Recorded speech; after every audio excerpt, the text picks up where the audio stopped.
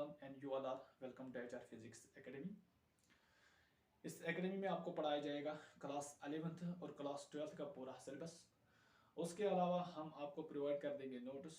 For that I will provide a link on YouTube जहां पर आप हमारे नोट्स को डाउनलोड कर सकते हो। इसके अलावा आप लोग मुझसे व्हाट्सएप के जरिए से कांटेक्ट भी कर सकते हो जहां पर आप वो हासिल कर सकते हैं। तो आज का जो लेक्चर होगा दिस फॉर क्लास 11th और आने वाले कुछ एक दो दिनों में हम 12th क्लास के भी अपलोड करने वाले हैं। तो आज का जो लेक्चर होगा वो 11th के लिए है और जो यूनिट का नाम है वो है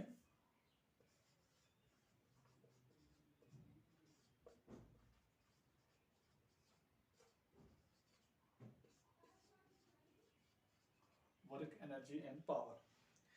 इसी यूनिट का लेक्चर नंबर 1 हम आज डिस्कस करने वाले हैं यहाँ पर। और जो पहला टॉपिक होगा वो हम आज बात कर लेंगे वर्क डन पे। वर्क डन एक्चुअली आप जो ये वर्क देख रहे हो ये आप डे टू डे लाइफ में भी यूज करते रहते हो, लेकिन यहाँ पर हम जो वर्ड यूज करते हैं वो एक्चुअली साइंटिफिक वर्ड है। यहाँ पर हम साइंटिफिकली वर्क डन की बात करने वाले हैं। तो इस वर्क डन को करने के लिए हमारे पास दो इम्पॉर्टेंट वेक्टर क्वांटिटीज की जरूरत पड़ेगी और वो जो दो वेक्टर क्वांटिटीज हैं वो है हमारे पास एक तो फोर्स जिसको हम F से डिनोट करेंगे और दूसरा है डिस्प्लेसमेंट जिसको हम S से डिनोट करेंगे। इन दो वेक्टर क्वांटिटीज की मदद से हम यहाँ पर एक फार्मूला सेटअप कर सकते हैं जिस फार्मूले के जरिए से हम ये बता सकते हैं कि किस ऑब्जेक्ट पे वर्क डन हो रही है और किस ऑब्जेक्ट पे वर्क डन नहीं हो रही है। सपोज कर लो हमारे पास एक बॉडी है,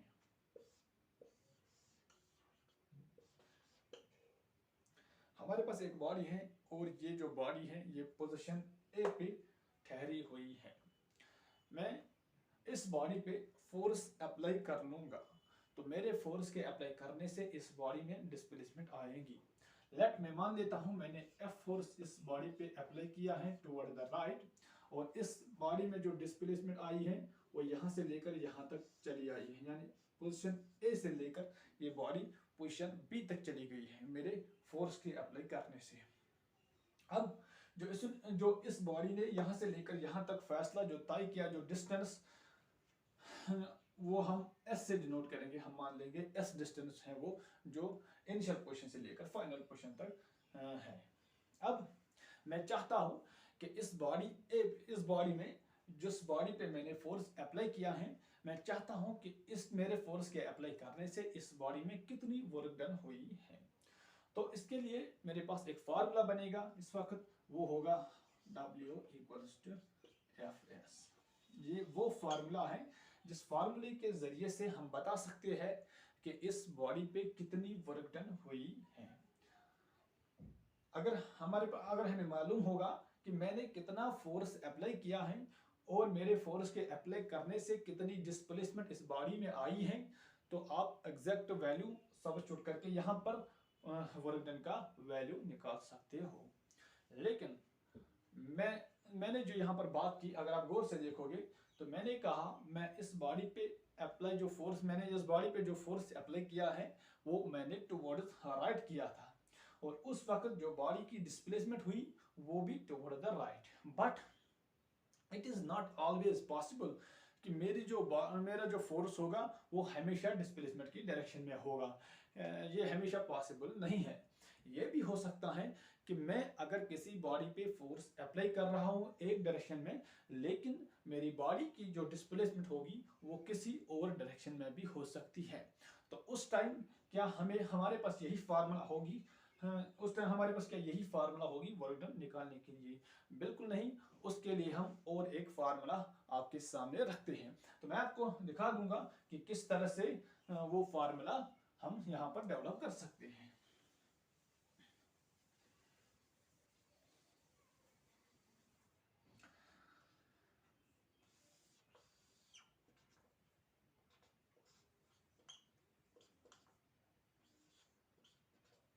सपोज मेरा जो फोर्स है, मैंने इस फोर्स को अप्लाई किया है एक डायरेक्शन में, लेकिन मेरी बॉडी की जो डिस्प्लेसमेंट हो रही है वो इस डायरेक्शन में हो रही है। तो इस टाइम कौन सी फार्मूला हम बना सकते हैं जिससे हम ये बता सकते हैं कि एक बॉडी में कितनी वर्क डन हुई है। तो उसके लिए जो हमारे पास फार्मूला बनेगी वो होगी W equals to Fs cos of theta, where theta is the angle between these two vector quantities। तो इस फार्मूले के जरिए से आप बता सकते हो कि इस बॉडी पे कितनी वर्क डन हुई है। अब अगर मैं इसको फर्दर एक्सपेंड करूं, थोड़ा एक्सप्लेनेशन करूं, एक्चुअली ये इस तरह से है, इस तरह से इस इक्वेशन को आप लिख सकते हो। इसका मतलब मैं आपको समझा देता हूं। क्योंकि आप जानते हैं अगर आपके पास एक्स एक्सिस और वाई एक्सिस होती थी तो यहाँ पर कोई पॉइंट होता था। इस पॉइंट को हम लोकेट करने के लिए एक पोजीशन वेक्टर ड्रा करते थे, और पोजीशन वेक्टर, इसी पोजीशन वेक्टर के जरिए से हम बताते थे पोजीशन की लोकेशन जो हमें जानना होता है, तो उस चीज को हम पोजीशन वेक्टर के जरिए से जान लेते हैं। तो हम इस पोजीशन वेक्टर को रिजॉल्व भी कर सकते हैं दो कंपोनेंट्स में। एक होता है r sin थीटा और दूसरा होता है r cos थीटा। इस तरह से इस पोजीशन वेक्टर को, जो कि x एक्सिस और y एक्सिस के बीच में होता है, तो इस पोजीशन वेक्टर को हम दो वेक्टर में रिजॉल्व कर सकते, दो कंपोनेंट्स में रिजॉल्व करते हैं। इसी तरह से अगर यहाँ पर देखोगे, सपोज कर लो ये x एक्सिस है और यहाँ से मैं y एक्सिस बना लेता हूँ। अब मेरा जो फोर्स का वेक्टर है वो इन दो एक्सिस के बीच में है। मैं यहाँ पर भी इसको दो कंपोनेंट्स में रिजॉल्व कर सकता हूँ। यहाँ पर जो आएगा इस साइड वो आएगा F cos थीटा और इस साइड आएगा F sin थीटा। इस तरह से हम इसको भी दो कंपोनेंट्स में बांट सकते हैं, रिजॉल्व कर सकते हैं। अब अगर आप नीचे इस साइड को देखोगे, यहाँ पर आ गया है F cos थीटा, तो वही वैल्यू यहाँ पर भी है F cos थीटा। तो इसका मतलब है फोर्स का हमें वो कंपोनेंट चाहिए फोर्स का जो कि in the direction of displacement हो। अगर आप गौर से देखोगे, फोर्स F जो है, फोर्स का वो कंपोनेंट, इसके दो कंपोनेंट हैं इस वक्त, फोर्स का वो कंपोनेंट जो कि in the direction of displacement, तो डिस्प्लेसमेंट की डायरेक्शन में जो मेरा कंपोनेंट है इस वक्त वो है cos थीटा, इसलिए हम यहाँ पर F cos थीटा लिखते हैं। F cos थीटा यानी फोर्स का वो कंपोनेंट जो कि in the direction of displacement हो। अब क्योंकि आप जानते हो A डॉट बी, आपने नाम सुना होगा, डॉट प्रोडक्ट हम जब करते हैं तो A डॉट बी किसके बराबर होता है? A डॉट बी हम लिख सकते हैं A B cos of theta. तो अगर आप यहां पर देख लोगे F S cos of theta, F S के बदले यहाँ पर ए बी है, तो A B cos of theta हम इसको इस फॉर्म में भी लिख सकते हैं। मीन्स हमारे पास जो आएगा वो आएगा एफ डॉट एस, इस तरह से आएगा हमारी जो इक्वेशन, इस तरह से भी बने, इस तरीके से भी हम लिख सकते हैं, क्योंकि A B cos of theta होता है ए वेक्टर और बी वेक्टर के बराबर। या ए डॉट बी को A B cos of theta, अगर उल्टा में लिख जाए A B cos of theta, हम ए डॉट बी के वेक्टर इन दिस शेप में भी, इस शेप में भी लिख सकते हैं। अब आप सोच रहे होंगे कि यहाँ पर जो मैंने फोर्स के ऊपर से वेक्टर लगा लिया है और डिस्प्लेसमेंट के भी ऊपर से वेक्टर लगा लिया है, लेकिन मैंने यहाँ पर W के ऊपर वेक्टर क्यों नहीं लगा लिया है? हाँ, मैं इसका रीजन आपको बता दूंगा। अगर आप यहाँ देखोगे, फोर्स और डिस्प्लेसमेंट के बीच में है वो है डॉट। इसी डॉट को आप दूसरा नाम देती हो स्केलर प्रोडक्ट, या आप डॉट प्रोडक्ट कह दो या इसका नाम स्केलर प्रोडक्ट कह दो, दोनों के दोनों सेम है। बट इस बात को आप याद रखना कि जब भी हम दो वेक्टर क्वांटिटीज को स्केलर प्रोडक्ट करेंगे तो उस टाइम जो हमारे पास रिजल्टेंट आएगा तो वो हमेशा in the form of scalar मिलेगा। यहाँ भी हमने दो वेक्टर क्वांटिटीज को स्केलर प्रोडक्ट किया है, यहाँ पर हम वेक्टर प्रोडक्ट नहीं कर रहे हैं, यहाँ पर स्केलर प्रोडक्ट आ गया है। तो स्केलर प्रोडक्ट जब भी दो वेक्टर क्वांटिटीज के बीच में होगा तो उस टाइम जो आपको रिजल्टेंट मिलेगा वो हमेशा in the form of scalar मिलेगा। तो इसलिए हम यहाँ पर वेक्टर नहीं लगा सकते।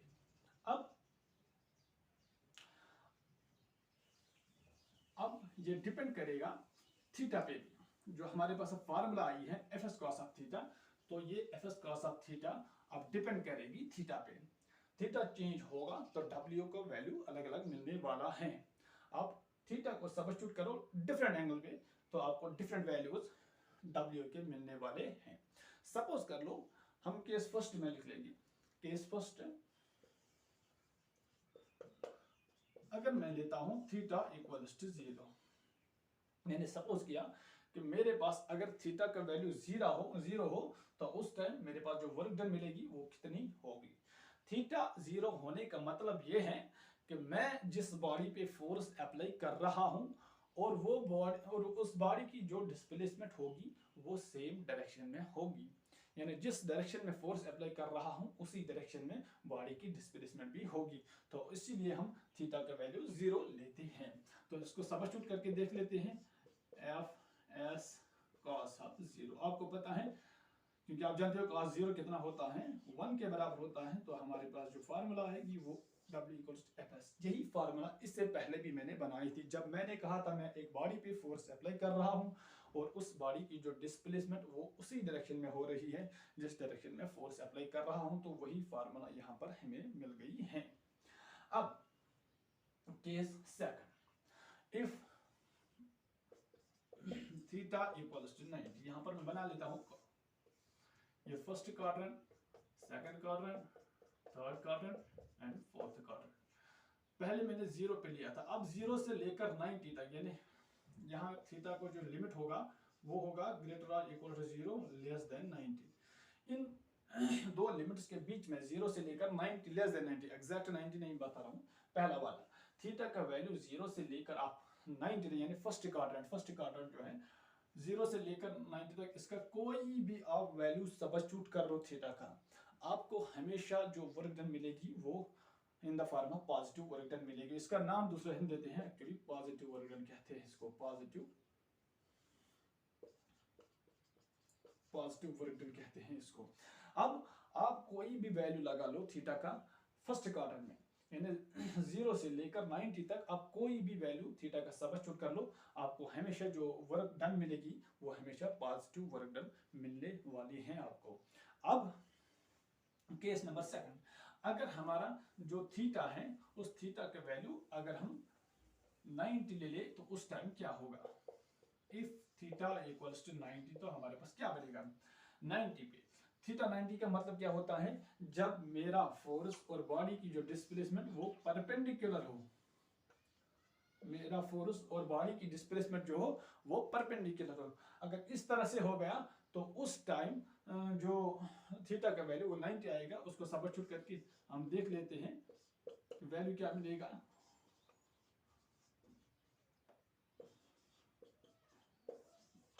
क्योंकि cos 90 0 होता है तो पूरी की पूरी क्वांटिटी 0 बन जाएगी, इसलिए हमारे जो वर्क डन इस टाइम मिलने वाली है वो वर्क डन 0 होगी। तो याद रखिएगा ये वो खाली एंगल है जहां पर आपको हमेशा वर्क डन 0 मिलेगी। बाकी आप कोई भी वैल्यू थीटा का ले लो, कोई भी वैल्यू थीटा का ले लो एक्सेप्ट 90 आपको हमेशा जो वर्क डन मिलेगी, यानी कोई ना कोई वर्क डन मिलेगी आपको।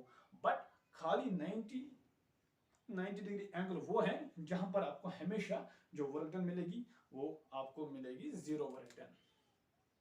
अब मैं आपको एग्जांपल के साथ समझा देता हूं कि कैसे पॉसिबल है अगर मैं फोर्स अप्लाई किसी बॉडी पे करूंगा और उस बॉडी की डिस्प्लेसमेंट 90 डिग्री में कैसे हो सकती है। तो मैं यहां पर आपको उसके लिए एक एग्जांपल ले लेता हूं। सपोज कर लो यहां पर कोई आदमी है,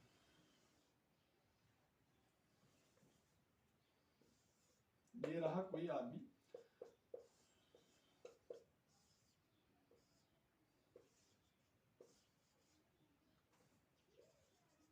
चलो ये रहा कोई आदमी। इस आदमी के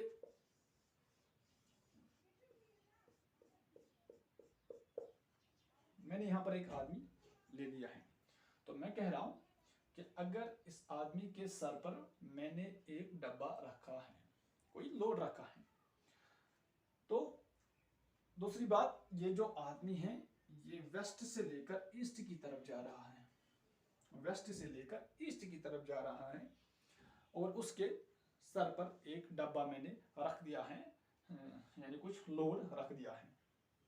अब अगर मैं देख लूं कि इस डब्बे पे कितनी वर्क डन हो रही है with respect to gravitational force, क्योंकि आप जानते हो जब भी कहीं पर आपको मास मिलेगा तो वहां पर एक फोर्स बिल्कुल एग्जिस्ट होगा, जरूर एग्जिस्ट होगा, और वो फोर्स होगा ग्रेविटेशनल फोर्स। जब भी जहां भी आपको मास मिलेगा तो वहां पर एक ग्रेविटेशनल फोर्स होता है। तो अब इसके सर पर जो लोड है वो भी मास है, उसमें मास है, तो उस पर भी एक फोर्स लगेगा और वो फोर्स होगा mg। इस फोर्स को इसको हम मास भी बोलते हैं, सॉरी वेट, इसको हम वेट भी बोलते हैं, इसको हम दूसरा नाम वेट भी बोलते हैं।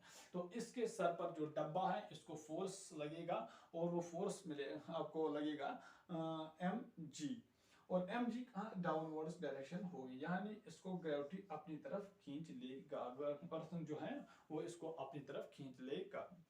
बट आदमी की जो मोशन है वो वेस्ट से लेकर ईस्ट की जानिब है। अब जब आदमी ईस्ट से लेकर वेस्ट की तरफ है, इसका मतलब है जो उसके सर पर लोड है वो भी वेस्ट से लेकर ईस्ट की तरफ चल रहा है, यानी उस बॉडी में भी डिस्प्लेसमेंट हो रही है वेस्ट से लेकर ईस्ट की तरफ। अब जब ये जो लोड है इस डायरेक्शन में जाएगा, लेकिन उसका जो फोर्स वो नीचे की तरफ आएगा, तो इन दो बीच वेक्टर के बीच में, इन दो वेक्टर क्वांटिटीज के बीच में एक एंगल आएगा और वो एंगल 90 है। इस टाइम जो इस बॉडी पे वर्क डन होगी वो वर्क डन 0 होगी with respect to the gravitational force. अब बात कर लेते हैं केस नंबर 3 की।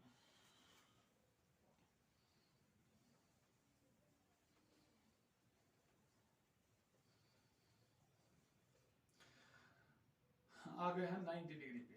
अब इफ थीटा इक्वल्स टू 180, तो उस टाइम क्या होगा, W equals to FS cos of 180 degree.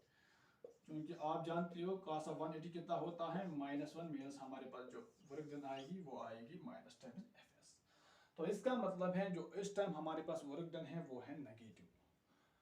Negative work done होने का मतलब ये है कि अगर हम किसी बॉडी पे फोर्स अप्लाई कर रहे हैं और उस बॉडी में डिस्प्लेसमेंट आ रही है, लेकिन उस डिस्प्लेसमेंट की जो डायरेक्शन है वो हमेशा अपोजिट होगी हमारे फोर्स के।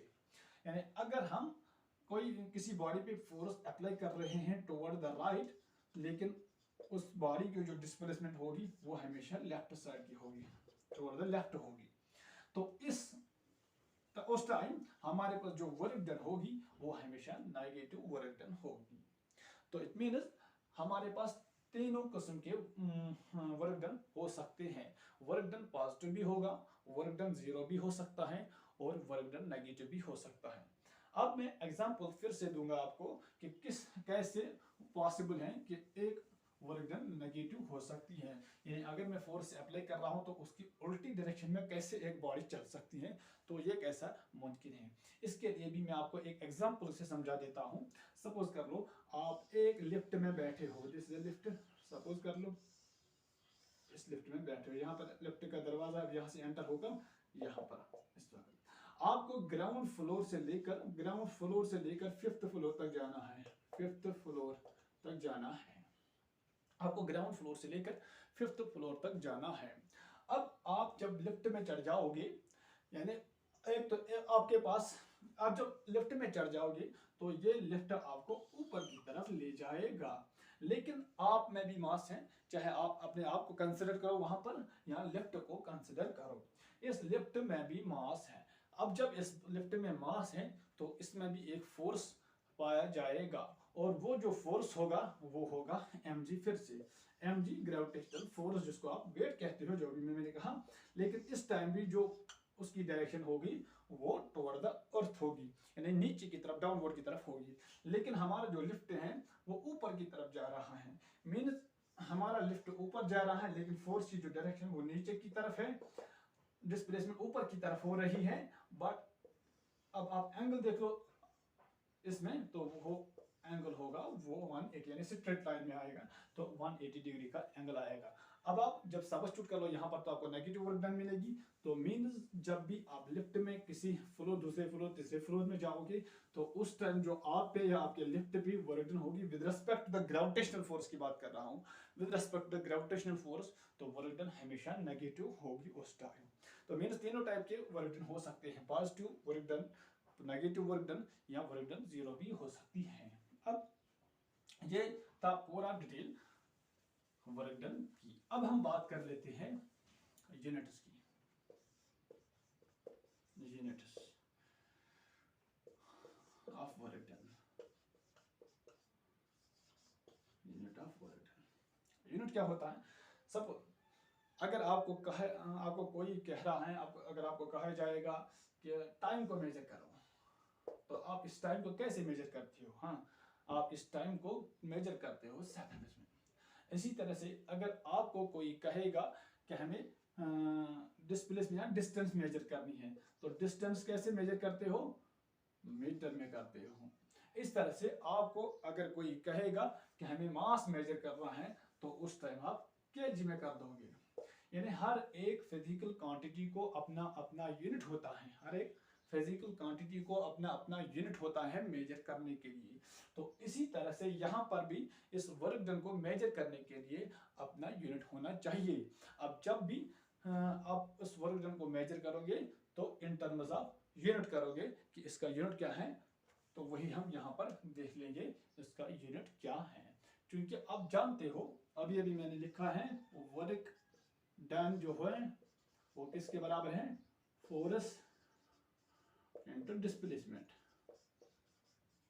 यानी कि इस तरह से लिख सकते हो, ये हमारी फार्मूला रही वर्क डन के लिए। अब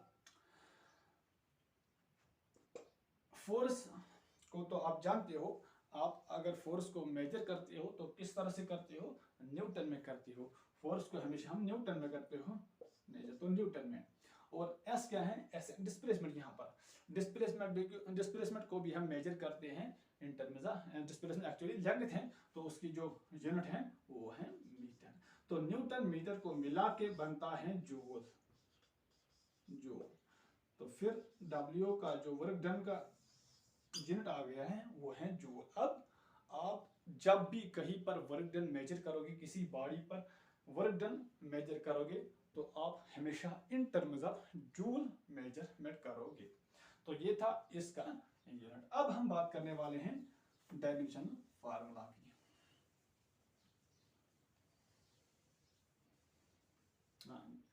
सॉरी, यहाँ पर जो सिस्टम था ये ऐसा सिस्टम की मैं बात कर रहा हूँ। ऐसा सिस्टम ऑफ इंटरनेशनल यूनिट है, वही है जो ऐसा सिस्टम में हम बात कर रहे हैं। जो यूनिट है वो है जूल, और सीजीएस में बताए तो अर्ग। ओके, आगे जाए। अब हम बात कर लेंगे डायमेंशनल फार्मूला की। डायमेंशनल फार्मूला, डायमेंशनल फार्मूला की। डायमेंशनल फार्मूला को हम निकालने के लिए हमें तीन चीजों की जरूरत है। एक तो m में निकालते हैं डायमेंशनल फार्मूला। कैसे निकालते हैं? m, और होता है दूसरा लेंथ, तीसरा होता है टाइम। इन तीन क्वांटिटीज को हमें निकालना है। वो कैसे निकालेंगे आप यहाँ पर देखिए, क्योंकि जो W है वो फोर्स और डिस्प्लेसमेंट के बराबर है। अब इस फोर्स को हम यूं भी लिख सकते हैं मास इनटू एक्सेलरेशन, क्योंकि Newton second law of motion F इक्वल्स टू ma। वही यहाँ पर मैं सबस्टिट्यूट कर रहा हूँ। Newton second law of motion, force किसके बराबर होता है? Mass into acceleration. तो यहाँ पर भी हम फोर्स को सबस्टिट्यूट करके वहाँ पर ma लिख लेंगे, और वहाँ पर सब डिस्प्लेसमेंट, तो डिस्प्लेसमेंट को हम ऐसे ही रखेंगे। अब यहाँ पर एक्सेलरेशन की बात आ रही है। एक्सेलरेशन क्या होती है? एक्सेलरेशन होती है rate of change of velocity with respect to time. यानी एक बॉडी में कितनी चेंज आ रही है वेलोसिटी में टाइम के साथ साथ, उसको हम एक्सेलरेशन कहते हैं। मीन एक्सेलरेशन होता है velocity divided by time, rate of change of velocity with respect to time. अब यहाँ पर सबस्टिट्यूट कर लो ए का वैल्यू, तो हमें मिलेगा v/t और होगा s। अब यहाँ पर हमारा v आ रहा है, तो वेलोसिटी क्या होती है, वेलोसिटी होती है rate of change of displacement with respect time. जिस तरह से एक्सेलरेशन है rate of change of velocity with respect time, लेकिन वेलोसिटी होती है rate of change of displacement with respect to time. So velocity हम लिख सकते हैं, डिस्प्लेसमेंट ऐसे डिनोट करते हैं s/t। तो फिर से v का वैल्यू सब्स्टिट्यूट करें तो हमें मिलेगा m, v के बदले क्या आएगा s, और यहाँ पर अपना s है तो s स्क्वायर बन जाएगा, तो डिवाइड में क्या आएगा t, और यहाँ पर t और t को मिला के t स्क्वायर बन जाएगा।